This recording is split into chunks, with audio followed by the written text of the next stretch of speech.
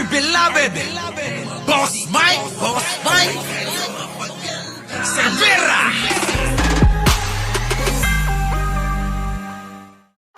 Eto, tingnan nyo, puntahan natin. Pasok, Boss Mike. Kundi pagpapaliwanag na sa batas ang posibleng kahantungan. Eto na, mga kababayan. Eto, natalakay ko kanina to. Di ba sinabi ko sa inyo, magkakawarant na to? At eto na nga, mga kababayan, abay may panibago na naman kakaharap yung problema ito. Abay, magkakaproblema siya rito. Bakit? Mismong NBI na ang aasunto. Pasok! Hindi lang vlogging kundi pagpapaliwanag na sa batas ang posibleng kahantungan. Nagsasagawa na ng case build-up ang NBI laban sa vlogger na si Maharlika kaugnayan ng kanyang mga kontrobersyal na payag sa social media. Marami controversial. Paano hindi magiging controversial, mga kababayan? Ito yung attack dog ng mga Duterte. Di ba? Bakit may puwe? Naging kaibigan natin yan eh. Tapos? Dito ko maabante mula kay Andrea Salve. Determinado ang National Bureau. Ayan na vlogger na si Maharlika yari sa NBI sa pagpapakalat ng fake news. Mga kababayan ko, tanong ko sa inyo, si Maharlika ba merong binalita to na totoo? Sige nga, maliban mga kababayan pagkatapos ng before ng halalan. Mga kababayan before na maupo si Pangulong Bongbong Marcos dahil magkakasama kami niyan. Ngayon, pagkatapos na mapanalo si Pangulong Bongbong Marcos at linano na nila na agawin ang posisyon ni Pangulong Bongbong Marcos, meron pa ba kayong nakitang balita nito na tama at totoo? Kaya nga kanina may nag-chat sa akin eh. Sabi ni Maharlika, naka-hold daw si First Lady sa LA. Putik na yan, kausap ko nga! Kausap ko eh. Ang daming kausap sa Malacanang, busy-busy yung ali. Ang daming kausap, mga kababayan, tanggap ng bisita. Paano sasabihin nilang nasa LA siya? Kaya yung sinasabi nila, fake news talaga. Yung pinakalat niya na sinakyan ng mga DDS, vlogger, naku, mga kababayan, nalintikan na. Magkakaproblema kayong lahat dyan. Alam nyo, mga kababayan, hindi naman unli ang gobyerno na to. Tandaan nyo yan, hindi unli yan. Na mapagbibigyan at mapapalagpas kayong lahat. Pag lumabis kayo, mga kababayan, ang salok nga napupuno, diba? Kapag ka napuno yung salop, dapat kinakalos. Ganun ang mangyayari dito. Itong mga ito, 10 ng mga kasama ni Maharlika, yari itong lahat ng ito, mga kababayan, maniwala kayo. Eto, nagsalita na naman ako. Diba, Ate Banji? Elizabeth Logan, Miss Au, Tamura. Anong sinabi ko rito na hindi nagkatotoo? Kita nyo lahat na sinabi ko rito, nagkatotoo. Sabi ko sa inyo, hindi matatapos ang halalan. Huhulihin ng ICC. Sino? Si Digong. Nangyari, kita nyo? Nangyari. Nagtangkapang tumakas eh. Yun nga lang, mga kababayan, eto. Sino nagsabi sa inyo na inisnab, kinardiak, Sino? Si Digong. Tinanggihan ng China. Kausap ko sila ron. Galing ako ron eh. Kita nyo naman, VIP ang dating ko ron eh. Diba? Bakit ayaw nyo? Sabi ko, bakit ayaw nyo? Bakit pa namin kukup-kupin yan para saan? Sabi nila eh, para saan yung kukup-kupin ko pa yan? Wala naman ng na itutulong sa amin yan. Siyempre, ang poprotektahan namin, yung aming interes, di ba? Wala na. Wala na! Awanan, wala na, basura na daw si Digong. Di ba? Yun ang sinasabi ko sa inyo. Eto pa, mga kababayan ko. Sabi ko sa inyo yung paborito nyong vlogger na abogado na gustong-gusto ninyo na kilalang-kilala nyo, mauupo sa Malacanang. Di ba naupo? Nagkatotoo? Hindi. Yan ang sinasabi ko sa inyo eh. Oh, nagkatotoo ba? Hindi. Marami ho ako sinabi rito na nagkatotoo. Oh.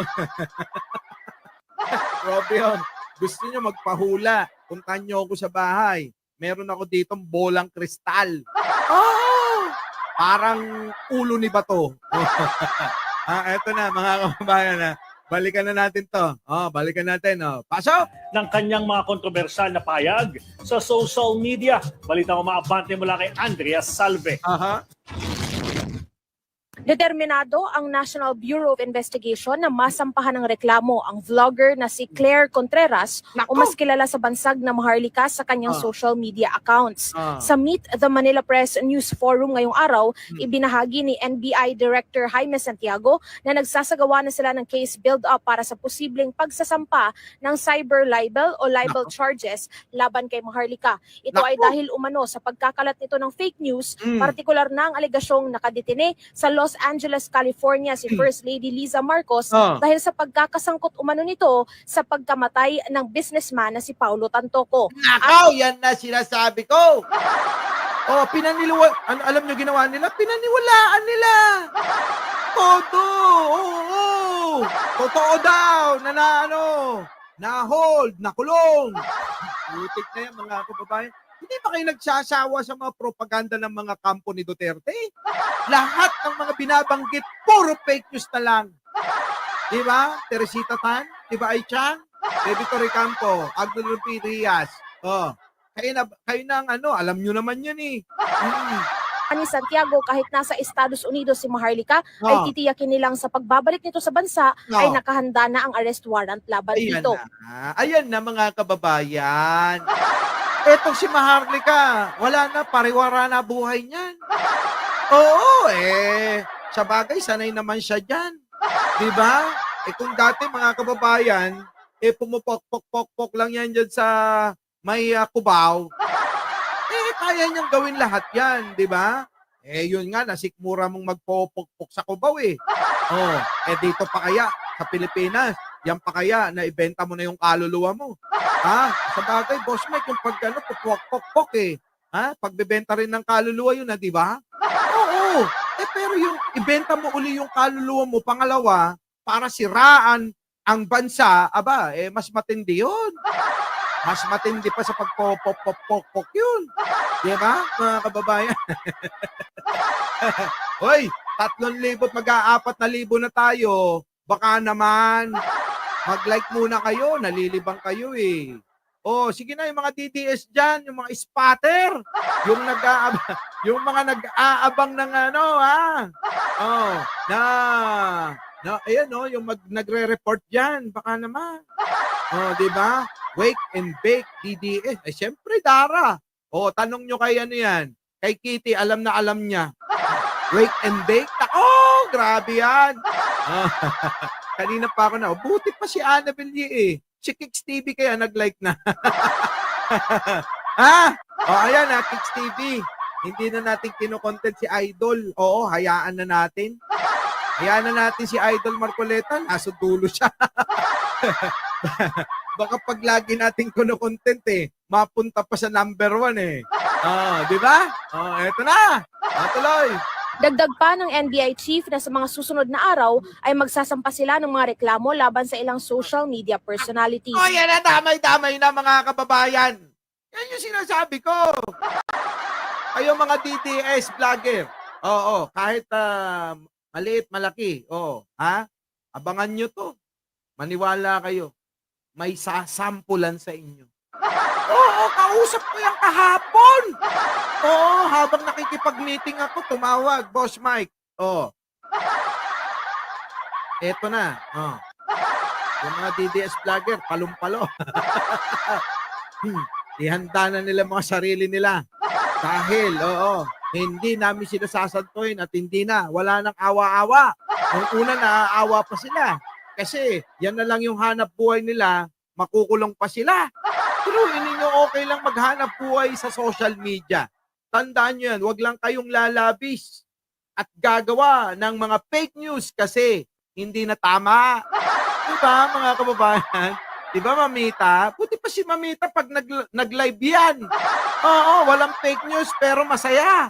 Pwede naman pala kay Mamita na maging masaya at maging maayos yung content niya nang walang fake news. Bakit di nyo magaya? Ganun lang naman yan mga kababayan. Huwag nyo akong gagayahin dahil hindi nyo magagaya to. Itong style ko, may sariling program to. Kaya mahirap gayahin. Yung iba, ginagaya. Pag nakita nyo, trying hard talaga. Wag na. Yung style ko, kakaiba to. Oo. Aba, mga kababayan, warm up pa lang to. Bukas makikita nyo. Mas matindi yung mga bibitawan ko rito. Eto na. Paano yan? Mga fake news kayo. Yari na kayo sa NBI. Tuloy. Pero yun yung mga pinapakalat nila mga kababayan. Abay si First Lady, nandoon daw saan sa LA at hindi daw makauwi. Pating kausap ko. Oo. Eto marami. Sabi ko, First Lady, pinapakalat nila nasa LA ka ba? Anong nasa LA? Ang dami kong bisita. Hindi ba nila nakikita yung mga post ko sa aking page? Ayan, nandiyan dyan sa page. Tignan nyo yung page kasi ni Lisa Marcos. Yun. Tignan ninyo, mga kababayan. Nandoon lahat yung ginagawa niya araw-araw. Ganon. Ito na, yari kayo, mga vlogger kayo. Dagdag pa ng NBI chief na sa mga susunod na araw ay magsasampa sila ng mga reklamo laban sa ilang social media personalities. Nagbabala ito na lahat ng trolls at vloggers na nagpapakalat ng fake news ay papanagutin nila sa batas. Patay! Patay! Ay, alam nyo kayo, mga DDS vlogger, makinig kayo. Makinig kayo Makinig kayo sa sasabihin ko. Habang maaga pa, magbalik loob na kayo. Dahil kapag kayo hinuli ng NBI, makukulong kayo. At pag nakulong kayo, wag nyo akong tatawagan dahil nagbabala na ako. Yung babala kong ito, hanggang dito na lang to. Pagkatapos nito, wala na akong magagawa kung ano pa man yung maging kahinatnan ninyo. Tandaan nyo yan. Wala akong magagawa dyan. Ako nga sumusunod Tapos kayo, hindi. Tapos tatawagan nyo ako. Ay sa bagay, mga kababayan, marami kong kaibigan dyan ngayon, inaasahan nyo pa ba na mapapabalik nyo si Digunyo? Huwag nyo nang asahan. Huwag nyo nang ibalita sa mga mangmang na mga sumusuporta sa inyo at sumusuporta kay Digunyo na makakabalik pa ng buhay. Hindi na. Doon na yun mamamatay. Totoo yan mga kababayan. Napanaginipan ko yan kanina.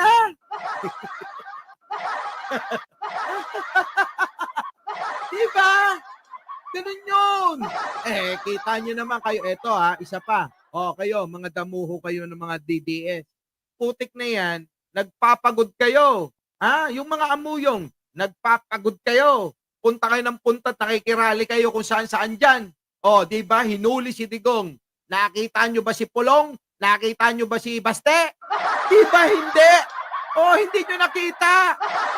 Tapos kayo, nagpapakahirap kayo dyan. Kundi ba naman kayong 1,000 beses at kalahating mangmang? Putik na yung mga pamilya nga, walang pake. Tapos kayo, may pake. Nasaan ang utak niyan? Paki-vulcanize yan. Sabi ni Direk Freddy, diba? Yan po napakadali lang intindihin yan. Kung hindi nyo pa magets, naku mga kababayan, baka naman umaasa kayo sa pangakong 5K, huwag nyong asahan. Pangako lang yan. Bukas, mag-uumpisa na ba yan? Meron bang nangyaring rally? Kasi pagdating ko, tulog ako sino nakakita, nakabalita, kung ano nangyari sa rally nila? Meron ba? Mga kababayan, sino? Pakisagot naman. Pakisagot nga Meron po ba kayong nakitang rally nila ngayon maghapon? Aba, ilang araw nang nakakalipas yan. Nakapunta na ako lahat-lahat sa Russia, sa North Korea, sa China. Aba, nakauwi na ako lahat-lahat. Ano pa? Wala pang ganap. Di ba? Wala naman rally. Walang rally. Hoy, eto ulitin ko lang. Nandiyan si Teresita Tan nakikinig. Kung sino man ang nakaabot nung panahon ni Erap, ano nangyari no mga kababayan? Yung araw ng pagkakadakip, yung araw ng pagkakaalis ni Erap, doon na nagdagsaan ng mga tao kung saan-saan nang gagaling. Walang bayad. Kita nyo? Kasi mga kababayan, yung rallyista ng mga Duterte, kailangan ng pera, pambayad sa kanila bago pumunta. Ganun, di ba? Putik na, Yung mga rallyista nila, naghihintay pa ng bayad. Ewan ko lang kung naka-withdraw na si Sara. Nagpapirma sa tatay niya. Ngayon kumakalat yan Di ba? Yung joint account nila, napirmahan na ba? Utik na yan mga kababayan. Yan, mga kababayan. Pag napirmahan na, ayan na, meron ng pondo. Pangako nila, 5,000. 3,000 sa tao, ang budget, at 2,000 para sa pagkain, kada tao, kada ulo. Kamusta na? Bakit parang kukunti lang yata DDS ngayon kasama. Syempre, Kicks TV! Kaya nga dumami kaibigan kong Iglesia ni Cristo. Bakit? Nakatagpo ko doon sa EDSA noon. Hanggang ngayon, mga kaibigan ko di ba? Nandoon kami, Erap! Hawa ng Diyos, walang nangyari. Wala Oo, talagang pinangatawanan ni Gloria noon walang syempre ako na presidente di ba? Andong kami noon sa rally. Kita nyo, binayaran ba kayo? Di ba't kusa lang tayong pumunta noon? Ganon ang people power. Hindi nga ilang milyon tayo noon? Umaabot tayo ng milyon mga kababayan. Ang taong pumunta ron.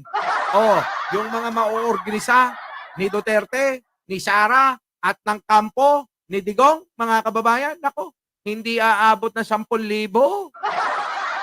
Ayon sa ating source, mga kababayan, isasagawa yan bukas. Ewan ko kung itutuloy nila o nananantya pa sila. Pero sabi ng ating source, handa na bumaha ng pera sa EDSA. Diba? Kayo, yung mga...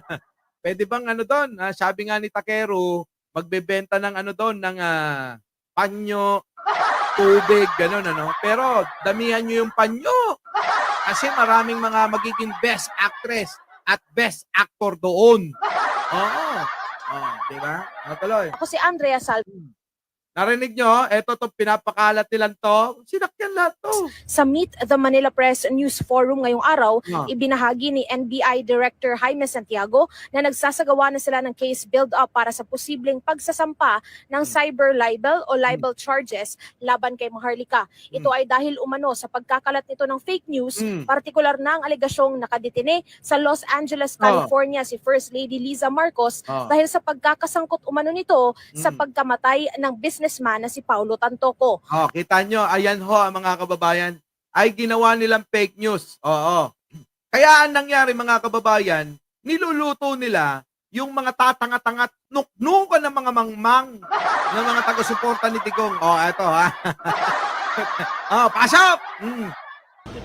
Yung matanda yung si Tatay Digong. Tignan nyo to mga kababayan. Sa mga mahal na mahal ko DDS, sorry naman.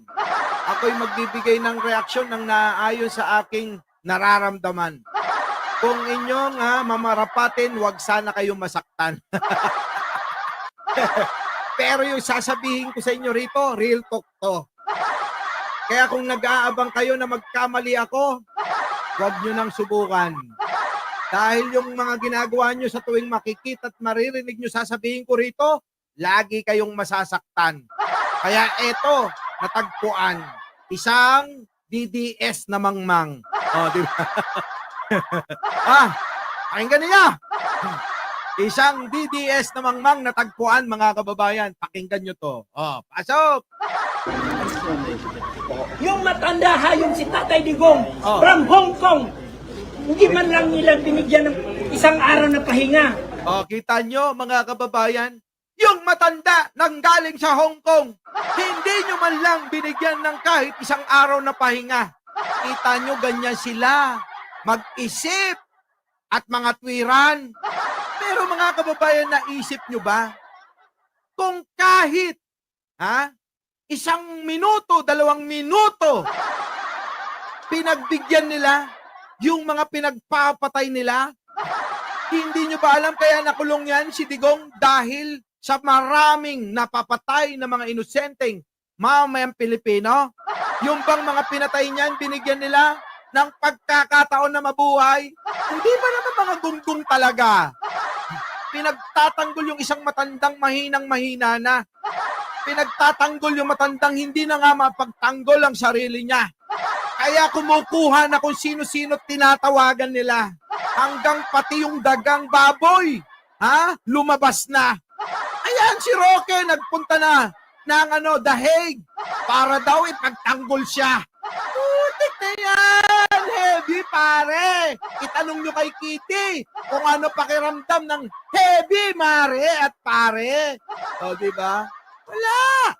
Putik na mga kababayan ko. O, tingnan, pakinggan pa natin yung katwiran. Where is the due process there? O, due process na naman. Mula umaga hanggang maghahating gabi na. Inintay yung pakiusap ng matandang hindi na halos makapagsalita.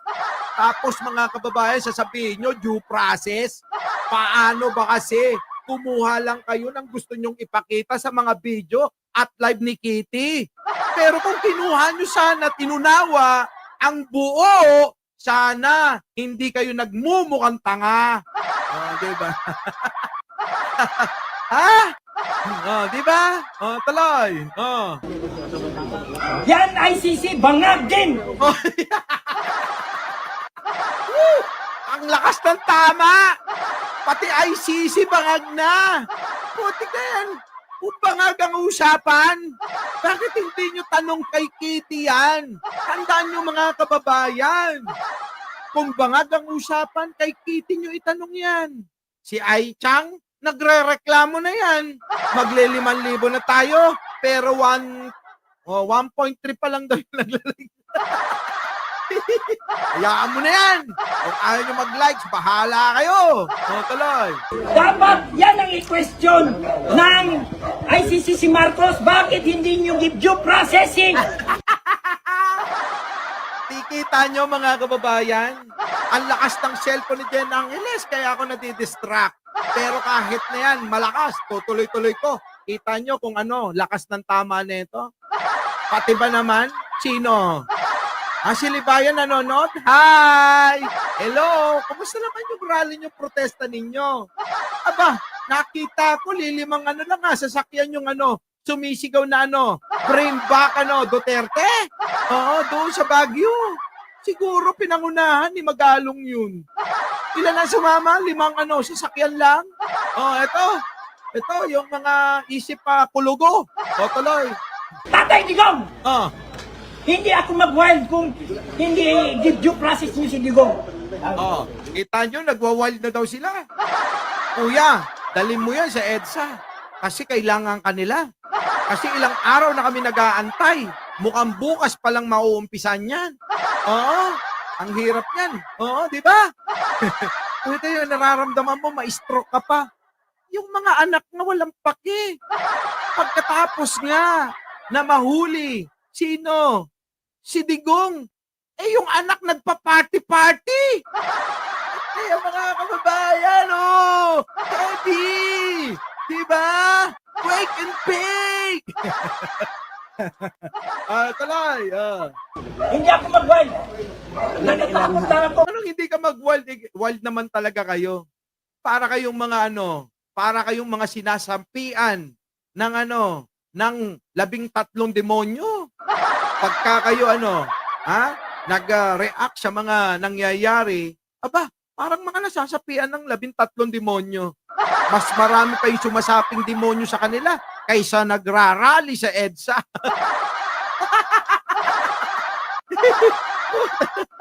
Tuloy! Kasi alam ko mga kababayan, pag nag-successful si Tory dito, maski wala Ano? Si Tore! Bakit si Tore? Galit na galit kayo kay Tore. Eto, tignan nyo mga kababayan, Si Tore ho, ginagawa lang ang kanyang tungkulin. Alam nyo, magkaiba si Pangulo, si ICC, si Tore. Si Tore, obligasyon niya na ipatupad kung ano yung nilalaman ng mga dokumento o yung warrant of arrest, kailangan niyang isilbi. Hindi nila naiintindihan mga kababayan.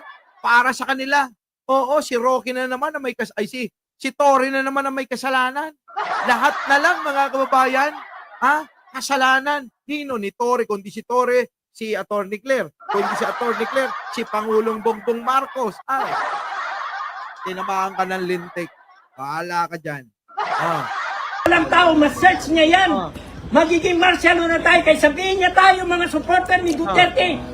Wala tayong binuga, bunganga lang! Oo, totoo yun! Bunganga lang kayo ng bunganga. Pumunta kayo ng kalsada. Ba't di kayo pumunta ng kalsada? Buti pa si Ballpoint Man. Pupunta yan pag nag-rally kayo. Magtitinda yan ng mga panyo para naman para naman yung mga luha ninyo, ay may pamunas kayo. Kita nyo, kahit na anti-Duterte si Ballpoint Man, iniisip pa rin ang kapakanan ninyo. Hoy, Sonny, ubungin, eto na. Ngayon, tahimik ako. Ngayon, lumabas na talaga ako. Ano daw? Ano daw? Ngayon tahimik ako, ngayon lumabas na ako. Para kang si Para kang sino ba to? Para kang si Bastia. Sabi niya mga kababayan, ngayon na nahimik ako, ngayon lumabas ako. Sige. Ngayon, tahimik ako. Ngayon, lumabas na talaga ako. Siguro sa sobrang galit ng mga kababayan, hindi niya na alam yung sasabihin niya. Sabi niya, ngayon tahimik ako, ngayon lumabas ako. Kuya, mukhang marami kang nainom sige, tuloy. Dahil lang para sa aking mga anak, sa mga apo. Kasi kung ma-addict tayo, wala na. Mabuti lang, tingnan. Kita nyo? Pero mo, problema. Pag pinili mo maging addict ka, magiging addict ka. Diba? Bakit parang ipinapaano ninyo? Parang ibinibintang nyo lahat kay Pangulo. Bakit? Babantayan ba kayo ni Pangulo isa-isa? Kung magiging addict ang anak mo, kasalanan mo yan, tanga! Diba? Kasalanan mo yan! Sasampaling kita ng burat.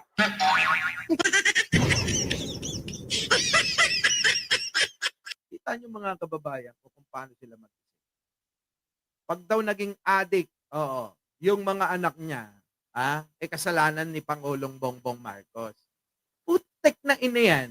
Kaysa ginagawa nyo yan, kayo mga DDS kayo, kaysa ginagawa nyo magngangalngal ng magngangalngal, alagaan ninyo yung mga anak ninyo, pangaralan nyo ng gusto, ituro nyo na matakot kay bro, at ituro nyo rin yung tamang pag-uugali. Ganon, hindi yung tulad ng pamilya ni Duterte. Kasi hinahangaan nyo, pamilya na magugulo. Pamilya ng kung ano-anong ginagawang kalokohan sa mundo. Bakit hindi nyo gayahin yung ako? Ganon.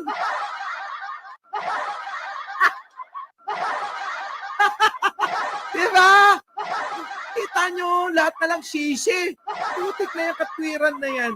Yan ang mga makikita nyo mga kababayan. Ang saya dito sa page, hindi photo page. Oo. Naka-live ba ako sa page? Sorry hindi ko alam kung naka-live ako sa page.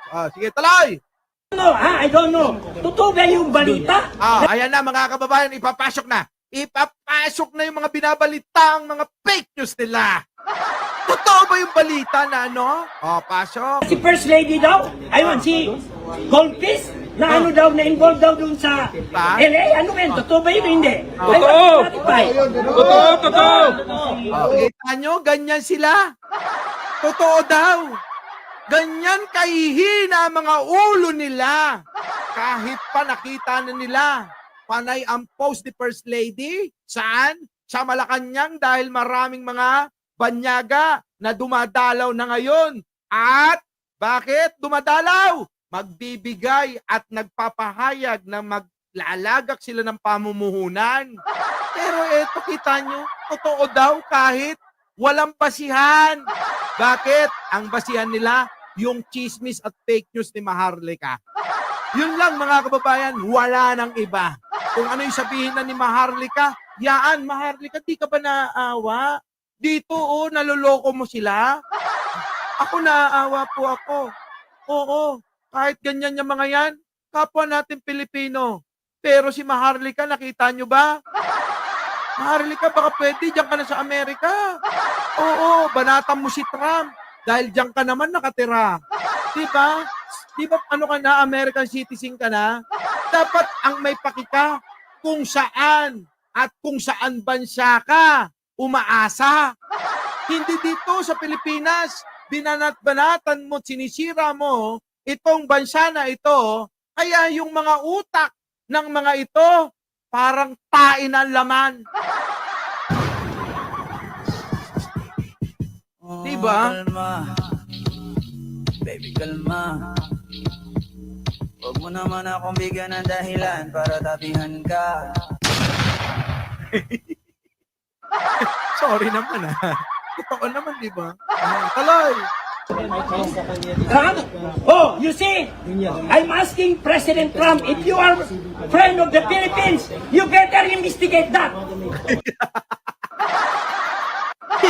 Dinamay na si Trump, mga kababayan. Ganito na nga sila.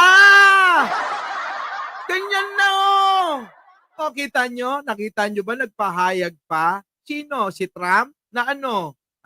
Patungkol kay Duterte? Wala na. Wala na rin paki si Trump kay Duterte. Bakit ho? Sabi ko nga sa inyo, kung ang China walang paki sa kanya, lalo na si Trump. Anong paki pa niya kay Duterte? Wala lang silbi. Masakit mang sabihin, pero yan ang totoo. Kaya yung mga DDS dito, sabi ko sa inyo, magsilayasan kayo. Kasi masasaktan at masasaktan kayo. Pero kung handa kayong mamulat sa katotohanan na gustong iparating sa inyo, makinig lang kayo. Oo, kahit masaktan kayo, dapat tanggapin nyo. Ayoko ko kayong pagsinungalingan ng binabalot ng asukal. Gusto ko rito, mapait, masakit, pero katotohanan. Tama! Kalma. Our beloved Boss Mike Severa.